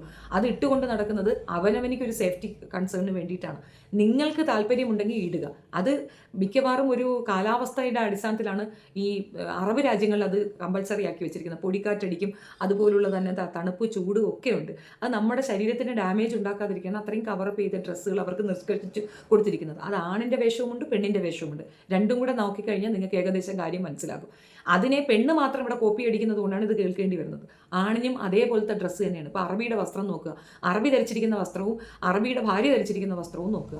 അപ്പോൾ അത് അവരുടെ കസ്റ്റമാണ്. ഓരോരുത്തർക്കും ഓരോ കസ്റ്റമുണ്ട്. ഇവിടെ ഒറ്റമുണ്ട് ധരിച്ചുകൊണ്ട് കിടന്ന പെണ്ണുങ്ങളുടെ മുല കാണിച്ചുകൊണ്ട് കിടന്നിരുന്ന പാരമ്പര്യമുള്ളവർക്ക് ഇതൊന്നും പറഞ്ഞാൽ മനസ്സിലാകത്തില്ല. തുറന്ന് നടക്കുക എന്നുള്ളത് കേരളത്തിലുള്ള പെണ്ണുങ്ങളുടെ, പ്രത്യേകിച്ച് ഈ കമ്മ്യൂണിറ്റിയിലുള്ളവർക്ക് താല്പര്യമായിരുന്നിരിക്കുക, അല്ലെങ്കിൽ അത് ആഗ്രഹിച്ചിരിക്കുക, ഇപ്പോഴും ആഗ്രഹിക്കുന്നുണ്ടാവും. കാണുന്നില്ലേ? ഏറ്റവും കൂടുതൽ അവർക്കാണ് തുറന്നിട്ട് നടക്കുക എന്നുള്ളത്. മറ്റുള്ളവർ അവരുടെ ശരീരം സംരക്ഷിക്കുന്നു, ഒളിച്ചു വയ്ക്കുന്നു. അവർക്ക് താല്പര്യമില്ല മറ്റുള്ളവർക്ക് തുറന്ന് കാണിച്ചു കൊടുക്കുക. സെക്സ് ടൂളായിട്ട് കണ്ണുകൊണ്ട് പോലും ഞങ്ങളെ അങ്ങനെ അവമാനിക്കുന്നതിനോട് താല്പര്യമില്ലാത്തത് കൊണ്ട് അവർ മറച്ചുകൊണ്ട് കിടക്കുന്നു. അതിനൊരു കുറ്റമായിട്ട് പറയണമെങ്കിൽ ഞാൻ നേരത്തെ പറഞ്ഞ ആ സ്ത്രീയെ നിങ്ങൾ എന്ത് പറയും? പറയുന്നവരോട് ഞാൻ എന്ത് മറുപടിയാണ് പറയുന്നത്? ഇതൊന്നും അല്ല, ഇതിനൊക്കെ അവിടത്തേക്ക് ഒരുപാട് കാര്യങ്ങൾ നമുക്ക് ചെയ്യാനും പ്രവർത്തിക്കാനും ഉണ്ടെന്ന് പറയുന്ന നമ്മുടെ ഭാരതത്തെ ചേർത്ത് നിർത്തുന്ന ഒരു പറ്റം ഭാരതീയ ആൾക്കാരുണ്ട്. അതുപോലെ തന്നെ നമ്മുടെ ഭരണവ്യവസ്ഥയിൽ അത്രത്തോളം അടിയുറച്ച് വിശ്വസിക്കുന്ന ഒരു പറ്റം പെൺപുലികളുണ്ട്. അവർ സമൂഹത്തിന്റെ മുഖ്യധാരയിലേക്ക് വരിക തന്നെ ചെയ്യും. പിന്നീട് ഇപ്പം നമ്മൾ റാപ്പർ വേണ്ട കാര്യം തന്നെ പറയുകയാണെങ്കിൽ ഞാൻ അതിനെ പറ്റി പ്രത്യേകിച്ച് ഞാൻ പറയുന്നില്ല. കാരണം നമ്മുടെ കേരളത്തിൽ മാത്രമേ ഭിന്നിപ്പിച്ച് പറ്റുക, അല്ലെങ്കിൽ ജാതി വെറി, അല്ലെങ്കിൽ മതം ഒരുതരം ആഗ്രഹം. പിന്നെ നമ്മുടെ കേരളത്തിൽ ഇപ്പോഴത്തെ ഒരു രീതി നോക്കിയാൽ നമ്മുടെ പ്രത്യേക തരത്തിലുള്ള ഒരു മതവിഭാഗത്തിനെ നമ്മൾ സുഖിപ്പിച്ചില്ലെങ്കിൽ കേരളത്തിൽ ജീവിക്കാൻ പറ്റാത്ത ഒരവസ്ഥയാണ്. അങ്ങനെ ഒരു അവസ്ഥ കേരളത്തിൽ ഉണ്ടോ ഇല്ലയോ എന്ന് എനിക്കറിയത്തില്ല. എനിക്ക് അങ്ങനെ ഒരു അനുഭവമില്ല. ഒരു മതത്തിനെയും സൂചിപ്പിക്കും. ഇപ്പം മറിച്ച് ഇസ്ലാമിനെ സപ്പോർട്ട് ചെയ്തു കഴിഞ്ഞാൽ ജീവിക്കാൻ പറ്റാത്തൊരവസ്ഥ നമുക്കുണ്ട്. ഭിന്നിപ്പിച്ച് ഭരിക്കുക എന്നുള്ളത് 2014 തൊട്ട് ഇവിടെ കയറിയ സർക്കാരിൻ്റെ നയമാണെന്നുള്ളത് കൃത്യമായിട്ട് നമുക്ക് മനസ്സിലാവുന്ന ഒരു കാര്യമാണ്. ഇതൊരു പ്രത്യേകിച്ചൊന്നും എടുത്ത് പറയേണ്ട. ഇതൊരു ലോങ് വീഡിയോ ആയിപ്പോയതിൽ വളരെ ക്ഷമ ചോദിക്കുന്നു. പക്ഷേ എന്ത് ചെയ്യാൻ പറ്റും? നമുക്ക് സ്ലോ ഡൗൺ ചെയ്ത് പറയാൻ പറ്റത്തില്ല. ഈ സ്ത്രീ മുഴുനീളം പറഞ്ഞ കാര്യങ്ങളൊക്കെ തന്നെ അനാവശ്യവും കള്ളങ്ങളുമാണ്. ആദ്യത്തെ കാര്യം തന്നെ നെതന്യാഹു എന്ന് പറയുന്ന വ്യക്തി ഒളിച്ചോടിയിട്ടാണുള്ളത്. അയാളാണ് ഇതിന് പ്രശ്നത്തിന് തുടക്കമുണ്ടാകുന്നത്. മറ്റൊരു രാജ്യത്തേക്ക് ബോംബ് ഇട്ട് അവിടെ പ്രശ്നം ക്രിയേറ്റ് ചെയ്തിട്ട് പുള്ളി സേഫായിട്ട് പോയി ഒളിച്ചിരിക്കുന്നു. അദ്ദേഹത്തിൻ്റെ ജനത അവിടെ മരിച്ചു വീഴുകയാണ്. ഇഷ്ടംപോലെ ബോംബ് വന്ന് വീഴുന്നുണ്ട്. ഞാൻ ഭയങ്കര സേഫ്റ്റി കൺസേണിലാണെന്ന് പറയുന്നവർക്ക് ഞാൻ കൃത്യമായി പറഞ്ഞു, ആ രാജ്യത്ത് ഇവർക്ക് ഇന്ത്യക്കാർക്ക് കിട്ടുന്ന അക്സെപ്റ്റൻസിൻ്റെ ഒരു ഫോം. അത് മാത്രമല്ല, ഇവർക്ക് മുസ്ലിംസിനോട് മാത്രമല്ല ശത്രുത, ക്രിസ്ത്യാനികളോടും ശത്രുതയാണ്. ഒരു ക്രിസ്ത്യനും ഒരു കാരണവശാലും ജൂതന്മാരെ സപ്പോർട്ട് പറയത്തില്ല. കാരണം അവരേറ്റവും വലിയ ശത്രുവായി കൺസിഡർ ചെയ്യുന്ന ജൂതന്മാരാണ്. യേശുദേവനെ കൊന്നു കളഞ്ഞത് ഇവറ്റുകളാണെന്നാണ് ചരിത്രത്തിലുള്ളത്. ഇനി എനിവേ ഇതൊക്കെ പോകട്ടെ. ഇവർ പറയുന്ന രീതിയിലുള്ളൊരു വേർപാടോ വേർതിരിവോ ഇവിടെ ഉണ്ടാക്കിയെടുത്തിട്ടുണ്ടെങ്കിൽ ഈ നരേന്ദ്രമോദി സർക്കാർ കാരണം മാത്രമാണ് എന്നുള്ളതാണ് എനിക്ക് മനസ്സിലായ ഒരു കാര്യം. That's my point. വീഡിയോ ഇഷ്ടപ്പെടുകയാണെങ്കിൽ ലൈക്ക് ചെയ്യുക, ഷെയർ ചെയ്യുക and subscribe my channel. I am really sorry for the lengthy video. ഇതിങ്ങനെ പറയാനേ പറ്റൂ. അതുകൊണ്ടാണ് ഞാൻ ഇത്രയും വലിയൊരു വീഡിയോ ചെയ്തത്. വേണമെങ്കിൽ ഞാനിത് ചുരുക്കി ചെറിയ പോർഷൻസ് ആയിട്ട് ഇടുന്നതായിരിക്കും. അഭിപ്രായം കമൻറ്റിൽ രേഖപ്പെടുത്തുക. Thank you.